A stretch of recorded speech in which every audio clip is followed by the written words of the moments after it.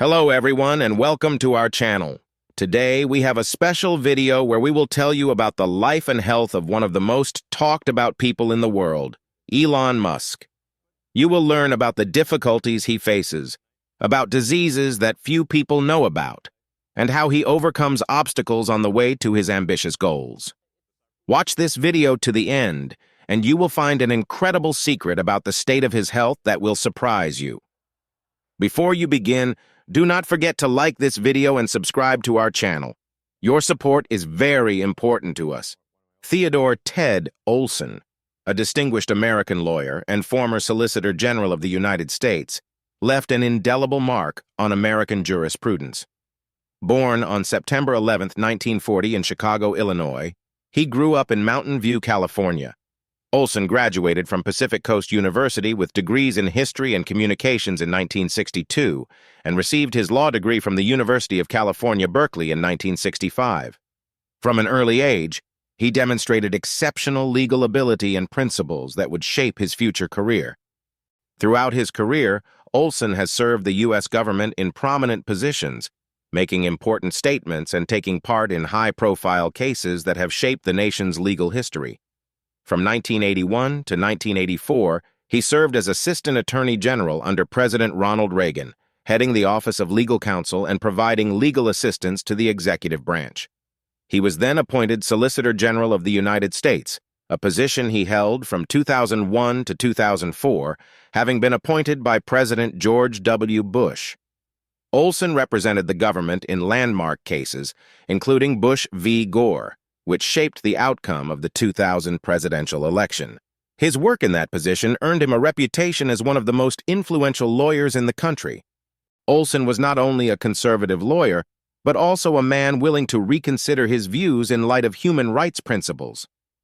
A major turning point in his career came when he took on the defense of same-sex marriage rights in a case against California's same-sex marriage ban, Proposition 8. In 2013, the case became one of the landmarks in American legal history when the U.S. Supreme Court overturned parts of the Defense of Marriage Act, allowing same-sex marriage to be legal. Olsen's move exemplified his willingness to stand up for justice and break down barriers of ideological prejudice. Theodore Olson was married 4 times, and tragedy touched him personally when his third wife, Barbara Olson, was killed in the terrorist attacks of September 11, 2001. In 2006, he married Lady Booth, with whom he shared not only his personal life, but also his passion for justice and professional interests. Olsen passed away on November 15, 2024, at the age of 84, leaving behind a rich legacy as a defender of the Constitution and human rights. His mastery of legal arguments, his unique dedication to justice, and his willingness to defend even unpopular ideas made him one of the most respected figures in American law. His death is a loss to the legal community and the nation, but his contributions will inspire future generations of lawyers and human rights advocates. Huckleberry Fox, a talented actor and scientist who rose to fame in the 1980s as a child star, left behind an amazing legacy in both the film and science worlds. The actor's real name is George Miller Fox. He was born on October 6, 1974 in Los Angeles, California, and showed a talent for acting from a young age. At the age of 9, Huckleberry began his film career, gaining popularity for his sincere and emotional roles. His breakthrough role was in Officers and Gentlemen, 1983, where he played Teddy Horton, a young hero who touched the hearts of audiences with his touching performance. Other significant roles followed, including Miscommunication, 1984, where he played Miles. Huckleberry Fox became a bona fide children's film star, and his name became synonymous with vivid and profound portrayals of young characters. In 1985, he also appeared in the television film Conrad and an episode of Tales from the Dark Side, 1988, which only strengthened his position in the industry. However, despite his success in film, Huckleberry decided to dedicate his life to science and education. After retiring from acting, he attended New York University, where he studied molecular biology and later began working in government evaluation for New York City. His passion for science and his desire to make the world a better place led him to the field of education, where he taught animal biology and physiology, aiming to inspire a new generation to love science. Fox later attended graduate school at Cornell University, where he studied animal biology, nutrition, and agroecology, expanding his knowledge and capabilities in science. Huckleberry Fox's personal life was also filled with happiness. In October 2000, he married his wife Leah, and they had one child. He was a loving husband and father, and those close to him always knew him as a devoted man who deeply valued his family. Huckleberry Fox passed away on November 15, 2024, at the age of 50, leaving behind a significant legacy in both art and science. His talent, openness, and dedication as an actor and scientist left an indelible mark on the lives of the people he inspired. Christine Boisson, French actress, famous for her emotionally charged roles in film and theater, she left a bright mark on the world of French art. She was born on April 8, 1956 in Salon de Provence, France, to a French mother and a father from the Antilles. Since childhood, Christine was surrounded by an atmosphere of creativity and art, which led her to the path of an acting career. Her first steps in the world of show business began in 1974, when Boisson, having registered with a modeling agency, attracted the attention of the famous director Just Jackin. He offered her a role in the film Emmanuel *, which became her film debut and attracted attention to her talent. The role of Marie-Ange, a teenager, was played by the young Christine, and since then, she has secured her status as a promising actress on the French stage. Understanding the importance of professional training, in 1976, Christine entered the Conservatoire des Arts Dramatiques in Paris, where she began to master acting. Already in 1977, she debuted on the stage in Chekhov's play The Seagull *, under the direction of director Vno Ded, which allowed her to demonstrate her skills to a theater audience. The pinnacle of her recognition was the Romy Schneider Award in 1984, which is awarded to the most promising actress for her role in the film Rue de Barbare *. This award confirmed her as an actress capable of conveying complex and emotionally charged images and consolidated her position in the world of French cinema. Kristen continued to work in the theater, including in Boileau Strauss's Violence in 2005. Her career was rich and varied, but behind her glittering public life was a story of personal tragedies. In 2010, she suffered a dramatic episode when she attempted suicide, blaming it on intense emotional distress and a difficult relationship. In interviews later, she spoke openly about the difficulties of her childhood, her cruel mother, and the traumatic experiences she had to face. Christine Boisson died on October 21, 2024, at the age of 68, in Paris from a lung disease, leaving behind a vibrant legacy and a devoted audience. Her acting career, filled with powerful roles and bold creative choices, inspired audiences and colleagues. Christine will be remembered as an actress willing to share her experiences and boldly explore the complexities of human life on screen and stage. John Barbata, a prominent American drummer, whose name is associated with the golden age of rock music, left an indelible mark on the music industry. Born April 1, 1945 in Passaic, New Jersey, and raised in Santa Cruz, California, John showed an interest in music from a young age and began playing drums in school bands. This early interest developed into a serious passion that soon led him to a legendary career, collaborations with leading bands, and an extensive discography that has become an important part of rock history. Barbata's first significant band was the Sentinels, with whom he recorded several surf rock albums in the early 1960s. However, his real success came in 1966, when he became the drummer for the Turtles. He played on hits such as Happy Together, She'd Rather Be With Me, and Eleanor. His energetic and precise drumming brought a unique element to the band's sound, making him an integral part of their success. Barbata proved himself to be a professional, able to create rhythms that enhanced melodies and gave songs a new feel. After the breakup of the Turtles in 1970, John joined the legendary supergroup Crosby, Stills, Nash & Young, replacing Dallas Taylor. He contributed to the live album Four-Way Street and accompanied the group live, where his playing added dynamism and edge. This collaboration cemented his reputation as one of the leading drummers of his time, able to adapt to a variety of musical styles and work with world-class performers. Another significant milestone in Barbata's career was his involvement with Jefferson Airplane and later Jefferson Starship. He joined Jefferson Airplane in 1972, recording the album Long John Silver with them. When the group transformed into Jefferson Starship, Barbata remained with them, contributing to such commercially successful albums as Dragonfly, 1974, Red Octopus, 1975, Spitfire, 1976, and Earth, 1978. His contributions to these albums contributed to the band's popularity and brought Jefferson Starship many fans. John Barbata's personal life was no less eventful. In 1981, he married artist Angela Evans, and in 1987, they had a daughter, Leah. In 1983, Barbata was in a serious car accident, sustaining severe injuries that forced him to retire from active musical activity. The family then moved to Ada, Oklahoma, where he continued to pursue music locally and supported his daughter's work. Angela passed away in 2016, leaving a deep mark on John's life. John Barbata died in 2024 at the age of 79. His contributions to music continue to inspire musicians and rock fans around the world. His unique style and dedication to music made his name synonymous with professionalism and a true passion for the art. Ken Page, a prominent American actor and singer, left an indelible mark on the history of theater and cinema with his unique voice and charisma. Born on January 20th, 1954 in St. Louis, Missouri, Ken was raised by his mother, Gloria, and stepfather, Garvin Gilstrad.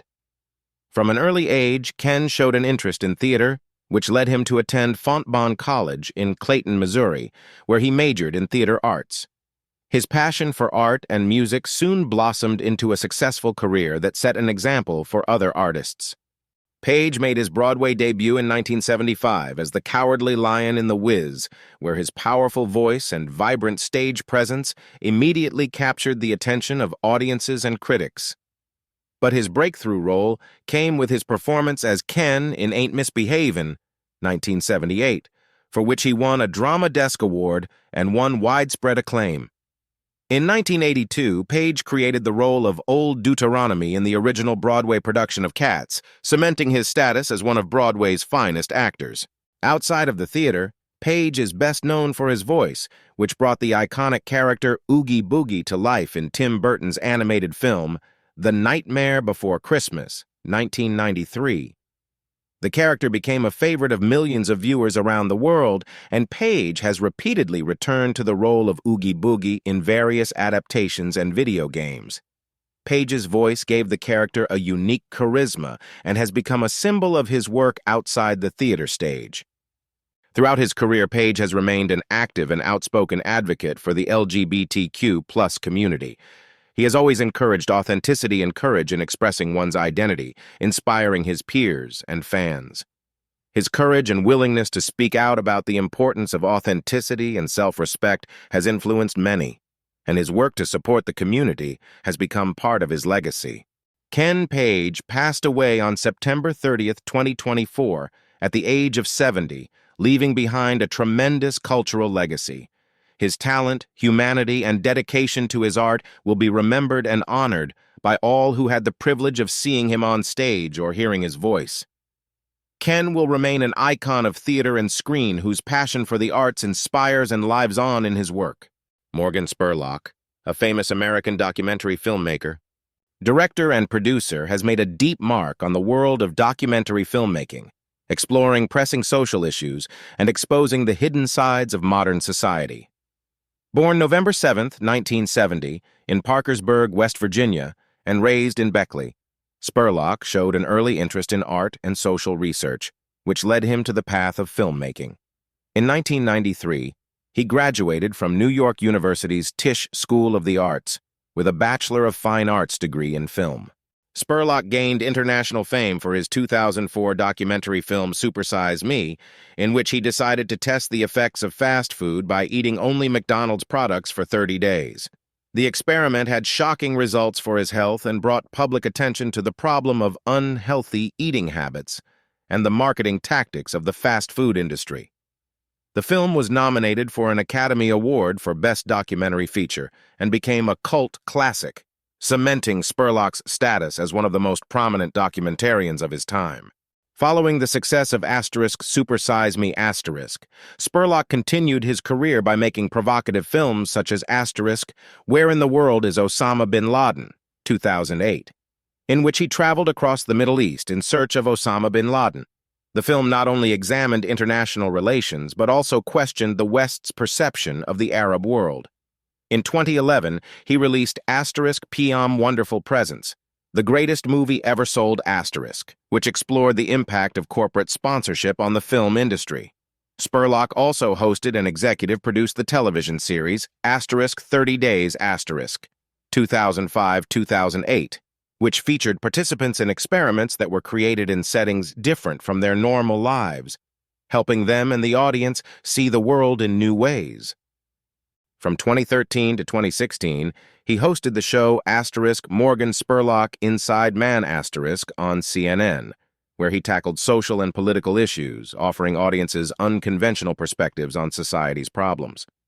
However, despite his success, Spurlock's career hit a bump in the road in 2017 when he released a statement about past sexual misconduct, admitting to being part of the problem in society.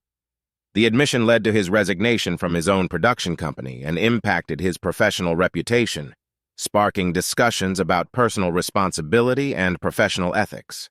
Morgan Spurlock passed away on May 23, 2024, at the age of 53 from complications related to cancer. His work will forever be a symbol of social criticism and documentary approach that seeks to uncover truths and make viewers think about global issues. Spurlock leaves behind a significant legacy in the film industry, and his contributions to the exploration of social issues will continue to inspire future generations of documentarians. David Soul, famous actor and singer, whose portrayal of Detective Ken Hutchinson in the cult 1970s series Starsky and Hutch left an indelible impression on audiences around the world, was a man with a deep passion for the arts. He was born David Richard Solberg on August 28, 1943, in Chicago, Illinois, to a Lutheran minister and a teacher. His family's frequent moves due to his father's work provided him with a unique cultural experience, developing in him an interest in different life stories and destinies, which later reflected brightly in his acting career. His early career was in music.